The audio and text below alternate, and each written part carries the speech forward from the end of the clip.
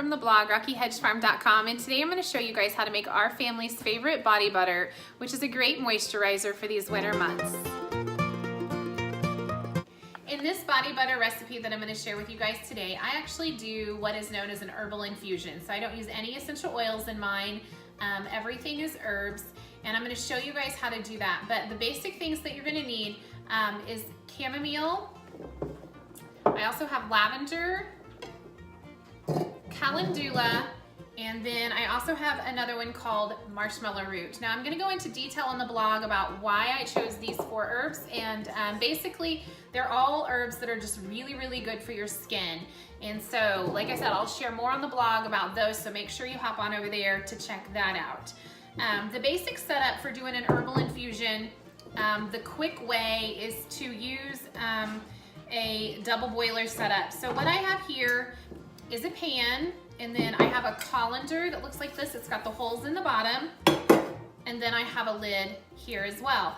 So I've already gone and put my infusion together, but in here there is half of a tablespoon of the 4 herbs that I listed, and then I also have a 1/4 cup of avocado oil and a 1/4 cup of jojoba oil. And I put it all into this bowl, and then I set it down into the double boiler and put the lid on. And the next step is to take this over and to put it on the stove and allow the water to come to a boil. And when it comes to a boil, you turn it down to low, and then you allow that to just simmer and set for about 2 hours, and that will create the herbal infusion that you need for the recipe. After about 2 hours, when the herbal infusion has finished on the stove, you're gonna use a strainer and you're gonna separate the oil from the herbs. And I just use that using the strainer, set it in a bowl, and pour the infusion into the strainer. So in a separate pan on the stove, you want to combine a 1/4 cup of cocoa butter and a 1/4 cup of shea butter, and just allow those to melt over low heat. And once they're really well combined, just go ahead and remove them from the heat.